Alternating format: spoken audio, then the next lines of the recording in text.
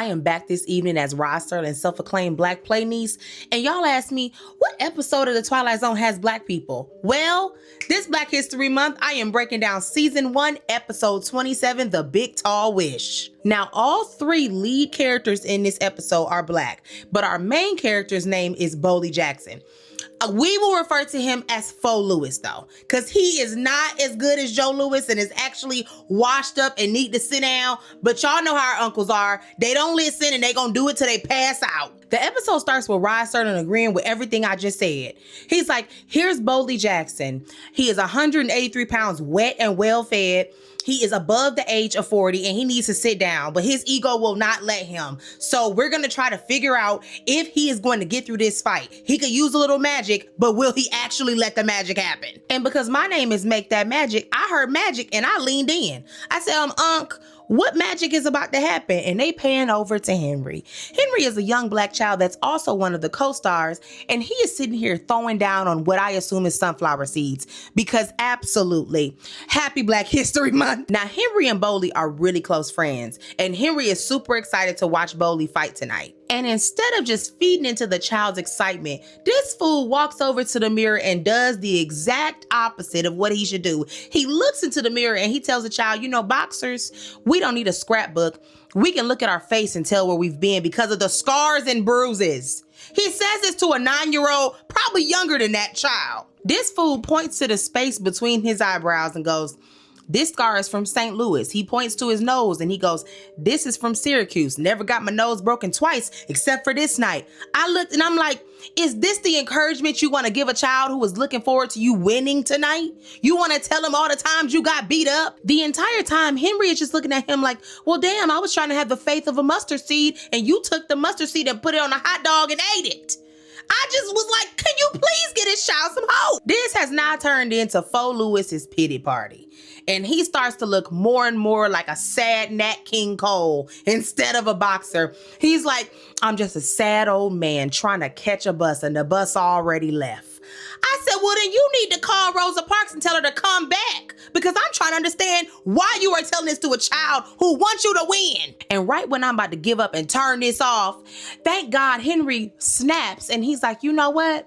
You are going to win that tonight, because I'm going to make a big, tall wish and make sure that you don't get hurt at all. And I leaned in even more because I said, you know what? Out of the mouth of a babe, a fact. Okay, the kids may do a lot, but they don't lie. When they believe in something, it's real. The baby even says, you've been hurt enough, Boldy, so I'm going to make sure you don't get hurt. And you are my friend. You my good, close friend.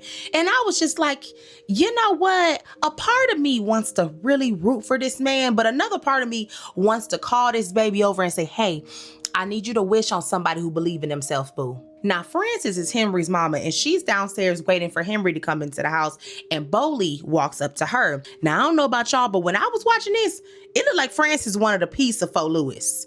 Okay, she wanted a little bit of Nat King old, if you know what I'm saying. But Henry comes downstairs, and before she sends him to the house, Henry is like, I promise you, Boldy, I'm gonna make a wish. You gonna be all right. Don't you even worry about it. We got it taken care of. Me and the Shadow Man made it. Like, very much so confident in what he is saying. He runs in the house. Frances is like, that boy got you on the shrine, Boldy. Like, he love you real bad. And Boldy is like, I don't know why he love me. I'm just a tired old man. I said, sir, can you stand up for yourself? You hate yourself. But Faux Lewis tells his mom, I do want you to thank him though, because that's real sweet of him to wish me luck. To which the mother says, well, you know, he is always wishing. And I must say, I sound a little bit silly, but it do work. Then she tells us, y'all, apparently last month she was $15 short on rent. And he told her he gonna make the big tall wish. Now the big tall wish is his supreme wish, okay? And that's also the one that he said he was gonna do for Boldy, right? She goes, he says he's gonna make a big tall wish for me for $15. She says the day after he made the wish, a woman that she did some work for on the island called her and said, hey, we forgot to give you this tip. We owe you $15. Gave that woman $15, rent paid. Now to me, I said, so your son is good at manifesting at age 8. Yes, send him over to me.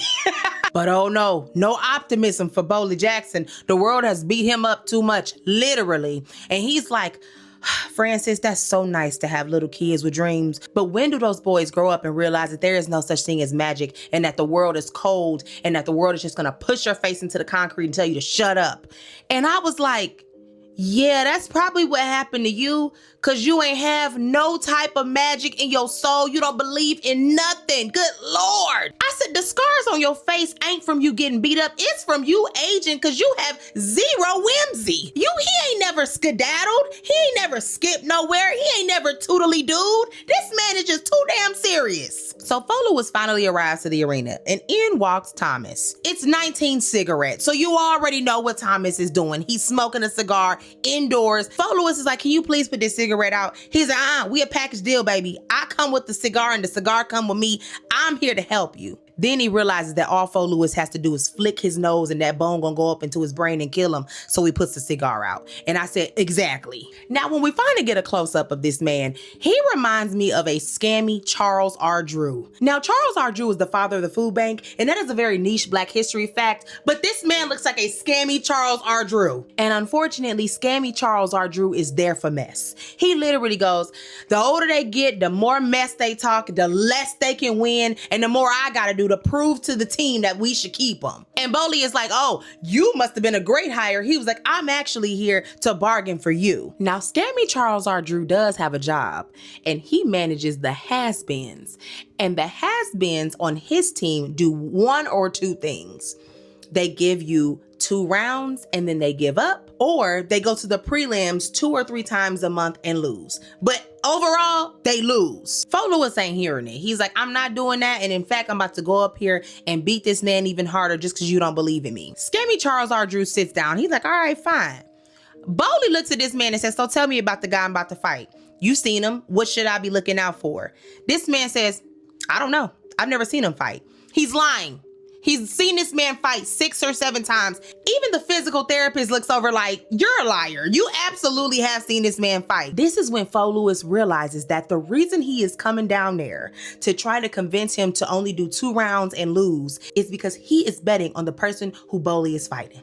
And it all clicks, and Boley is like, I knew you were a scammer. I knew there's a reason you coming down here, and I'm about to cave your face in. To which scammy Charles R. Drew says, you hit me and I'm sending you to jail for 10 years. And I said, you know what? Actually, as a boxer, yeah, I think you do get in a lot of trouble if you hit somebody in the face and you're a lethal weapon. Boley is like, that may be true upstairs, but down here, you're mine. He goes to punch this man in the face. The man moves and Boley hits the wall. Y'all, he hits this wall and his physical therapist looks at him and says, you broke your knuckles, didn't you? Honey, you cannot go up on that ring with a broken hand. You can barely fight with 2. You gonna fight with 1? Y'all, they try to put this glove on. He is just wincing from pain from putting the glove on. I said, we're doomed. You know what? Call it, Rod. We don't even gotta watch the rest of this. He's gonna die. Mind you, the whole time he is in crippling pain trying to put this glove on, broken knuckles. He's like, Henry, I'm sorry, but you about to see me lose, boo, because it ain't no such thing as magic. I said, just for once, could you just have a little bit of optimism? The way that they filmed this next scene had me hollering. When I tell you Foluis's opponent was taking him through there, and we knew it because of the way that the audience was responding, people were just clenching themselves. This one lady just covered her face completely. First of all, this is me. My husband want to drag me to a boxing match every year. And I'm like, baby, I'm not going there with my good fur only to watch somebody get knocked out. And I'm sitting in the first 4 to 10 rows, so I may potentially feel body fluids? No.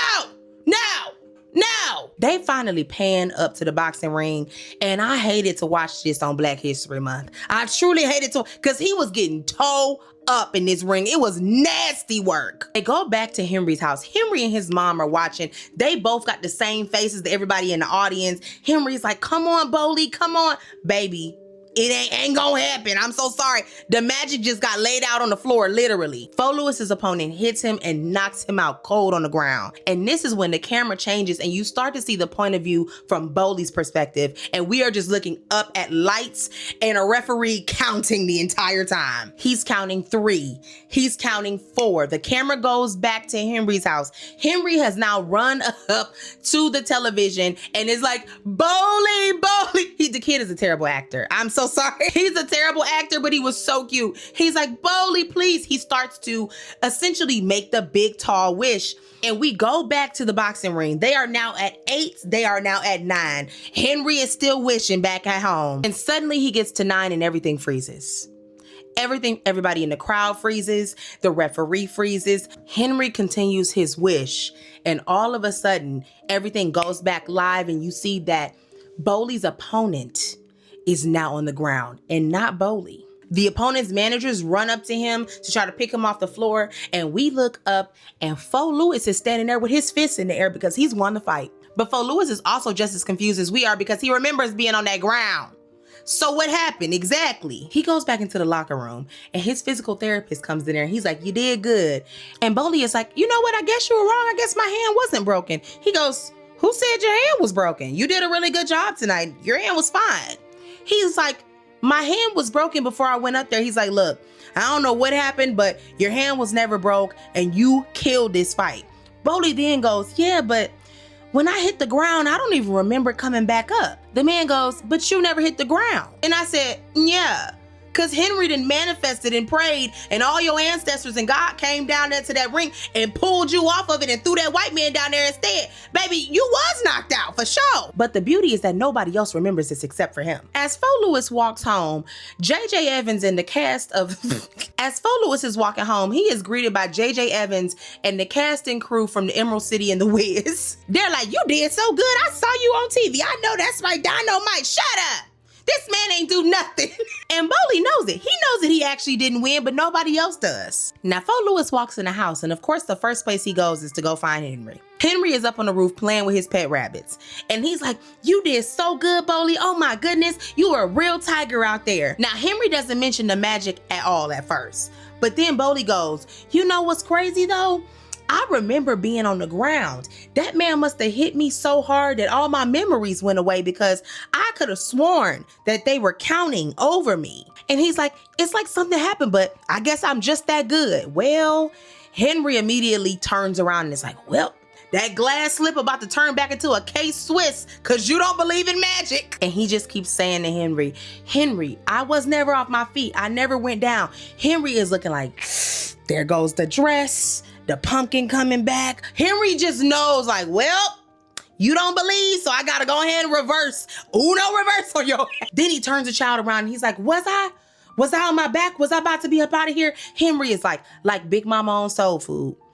Absolutely, you was about to be up out of here day after day. See, that was about to be you, baby. Absolutely. If you got that Set It Off reference, happy Black History Month.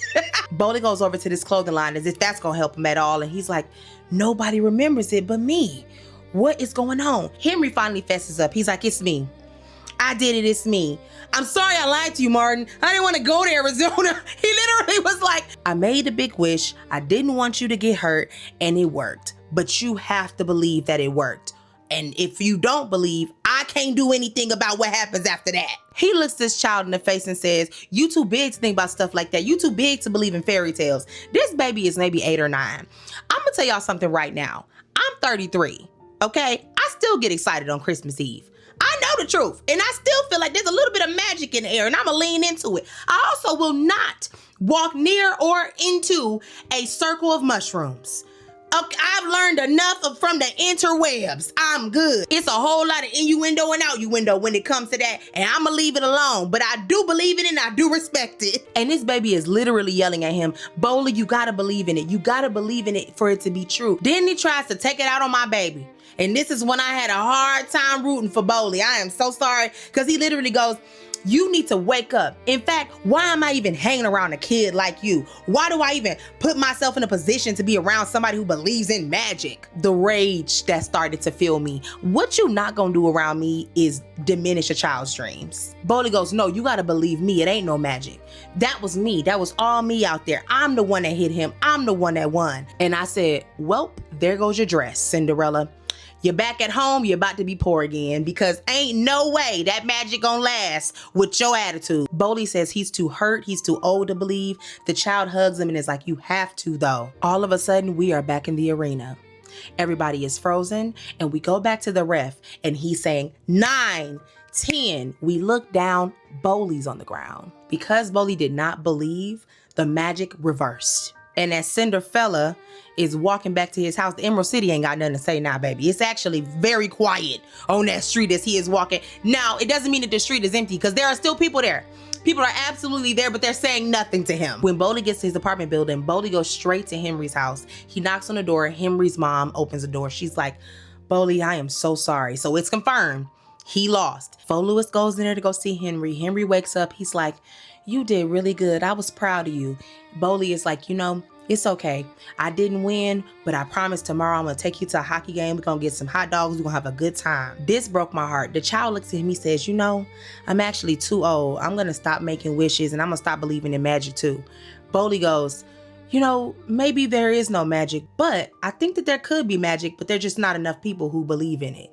You have some sleep and keep dreaming, kid. And the episode ends with our little manifestor going to sleep and Boley Lewis going upstairs to potentially take an ice bath after getting the mess knocked out of him. And it's all because he didn't believe in himself in or out of the Twilight Zone. And Rod Serling comes on and says, Boley Jackson is like a lot of men. He has a strange ailment that prevents him from believing in miracles, but a child often can, and that is not limited to the Twilight Zone. And as Rod Serling's self-acclaimed Black play niece, I leave you with this message. This Black History Month, I'm believing in miracles. I'm believing in magic, and I'm believing that dreams do come true because we are all proof of that. I'm the great-great-granddaughter of a person who was born enslaved.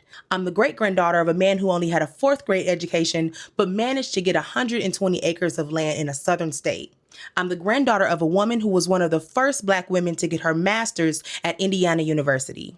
I'm the daughter of a man who was able to pursue his dreams in music and was able to be one of the cast members in Epcot's opening marching band. And I'm me, just a little Black girl from Detroit, Michigan, who last year wrote down the words full-time content creator, 2026 Winter Olympics, and Wicked for Good premiere. And y'all know the rest. The power that comes with believing in yourself is generational. You have generations of people who are rooting for you. Root for yourself back.